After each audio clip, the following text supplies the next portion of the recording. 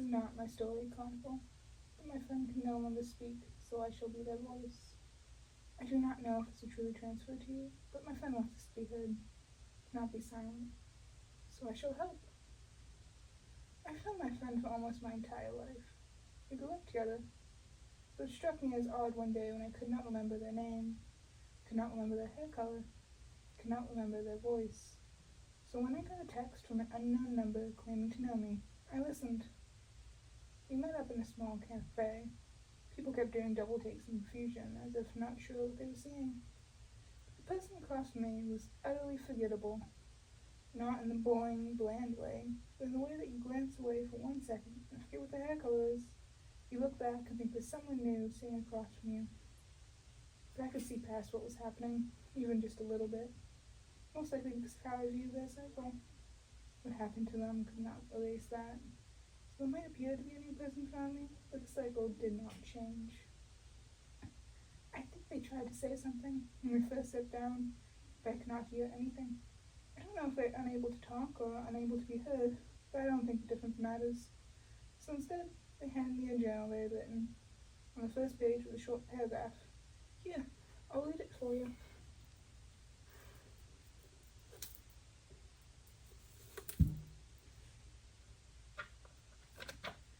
Hi.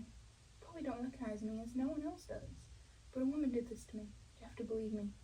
We are friends. My name is... Their name was smudged beyond recognition. And I need your help. Please, believe me. I look up from the page, and there's someone new sitting across from me. I try to give them a reassuring smile and tell them I do believe them. They sigh in relief. I do believe in the supernatural, I tell them. I've seen something of my own. I tell them the story I told you, of my book and what it told me. I did figure out how to rebind it, by the way, if you want to see it. By the end of my story, they reach out and take my hand on the table. It's cold, almost freezing. Then they take the journal back and write a quick reply. I believe you. Will you hear my story? I nod and they flip over a couple pages, revealing that they had already written it down. I'll be nice, Chronicle. I'll leave their own words for you. So you can take a second-hand meal if the reader is not from the eye. Statement begins. It was supposed to be a fun trip with friends. But at the end of my semester abroad and classes were over, we had an extra week before our flight home and wanted to take one final trip in a foreign country. I'd been planning it for most of the semester, had everything that was left on the bucket list on the agenda. It was supposed to be fun, one final hurrah before going home. I ran into the woman on the second day. We had gone out to a bar as a way to celebrate the end of the semester. I'm not much of a drinker, but I could nurse a single drink and have fun with my friends. I was halfway through my drink when she showed up. I didn't see her come in, but as my friends had gone up to head back to order something, I glanced over and had to do a double take. She was sitting at the table next to me, tucked into the corner. Honestly, she was gorgeous. At least, I think she was. I think that's what made me want to talk to her. So I smiled and introduced myself. I think she was nice. That felt real. That she was kind and thoughtful. And I liked her. I think I got sucked into a conversation with her and just zoned out everything around us. It was just me and her, alone in the world. We talked for a long time, the two of us. My friends didn't return to the table. At a comfortable lull in the conversation, I happened to glance around the room, and I didn't see them. I think the woman noticed my concern and asked about it. This I do remember better. I think my friends are gone, I told her. I should probably text them. But my phone didn't work. They forgot you. This startled me. I looked up from my phone, confused by what she said. They left you behind. People tend to do that. No, don't say that. You don't know me. But I do. You're one who fades into the background while others take center stage. Others' gazes pass right over you, don't they? You're not even there. I ignored her and grabbed my coat to leave. It was surprisingly chilly for the start of summer break. The fog was starting to gather. I headed back to our hotel room, expecting my friends to make their way back there eventually. I had to ring the bell a few times at the front desk to get the person's attention. My friends had the room key. She let me in, though she seemed distracted. My friends did end up showing back up an hour or so later. I confronted them, but they were too drunk to really answer why they left me behind. I just made sure they all fell asleep in their own bed and wouldn't choke in their sleep. The next day they didn't remember what I was talking about, just confusion about what I was saying. I chalked it up to their hangovers and moved on. We continued with our itinerary for the next couple days, but things kept happening to me. When asking for a group decision, they wouldn't wait to hear what I thought. They continued on, and I was still looking at something, as if I just kept slipping from their minds. Strangers were worse. Tour groups counted twice for making sure they had everyone. I had to flag down the ticket masters to make sure I was checked in. And the final day was when it finally clicked for me. We had headed to the airport to catch our flight home, took a taxi from the hotel to get there. It was in the security line that it happened. My friends had already made it through and moved on without me. I assumed I'd just meet up with them at the gate. But then the security guard kept frowning in my direction. He pulled me aside and asked for my name, multiple times. And I kept telling him, but he kept asking. I got worried, scared that I was in trouble or gonna miss my flight. Then he turned away to talk to another guard, and when he turned back, he asked if I needed anything. Confused, I told him that he was the one who pulled me aside. But he didn't remember that. Eventually, I just walked away when he kept forgetting me.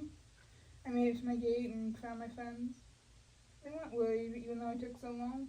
I tried to tell them what happened, but they didn't seem to hear me. There was still time before boarding, so everyone wandered a bit in the terminal.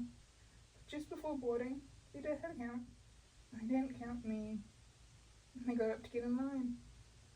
This shocked me, obviously. It took me a second, but I shut up and grabbed a melon. All that happened was I got shook off and ignored again. I tried to ask what was happening, but it was like I didn't even say anything. I even resorted to writing a note and shoving it into one of their hands. All that got me was a confused look at the paper, then I shrugged as I tossed it in the trash. I was hoping that this was all a practical joke. A terrible one, but a joke nonetheless. I did make it onto the plane, scanned my ticket, found my seat. The flight attendants didn't pay me any mind, and I resorted to eating my own packed snacks as of a meal on the plane. I think that's what confirmed it. They wouldn't be in on a prank. People just didn't see me anymore. It didn't click right away what the woman said to me and what was happening. It's not really a connection that makes sense. Someone tells you that people forget you and everyone does. I'll admit it took me a while. Part of that is I was distracted by trying to figure out what I was supposed to do. I planned to get a taxi from the airport, but no one stopped when I tried to flag one down. I had to resort to a more expensive Uber just to get a door open. I honestly think the driver would have tried to pick up another fare if the app hadn't already had my destination queued up. I did manage to get to my apartment and just conked out for the rest of the day. The next few days weren't too affected. I had some things to do to open back up my apartment. Normally it's self-checkout anyways. When my parents weren't checking in, and none of my friends responded to texts, I was worried. It finally clicked when I had time to sit and think. It all started that day in the bar. The woman was hard to think about, which also clued me in a little. People don't notice me. They don't hear me. I can affect the will and push things over, but no one seems to connect what happened with someone else being there. It's like I'm a ghost, lost in the fog. So that's been my life for the past few months. I've been getting by, slowly. Things have been weird, but I've never been a social butterfly. I'm just glad that automated things still work for me. Like my online job is still sending my paycheck, and food delivery apps. But I'm a bit worried about returning to school. I think I'll transfer all my classes online and hope for the best.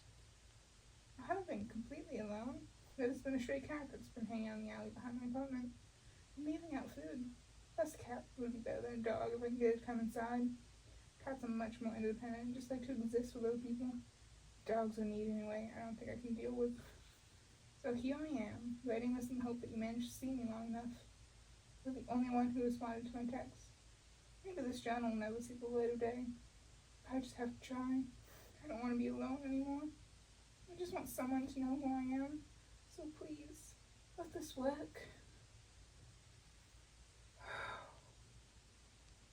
Statement ends.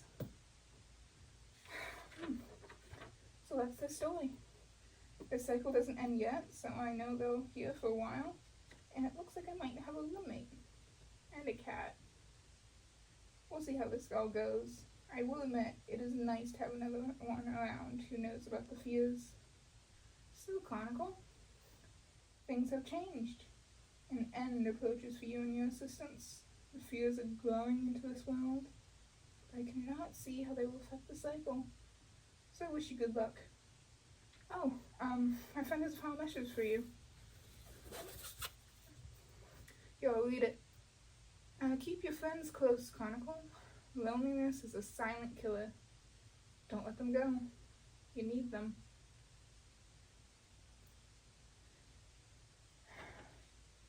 Goodbye, Chronicle.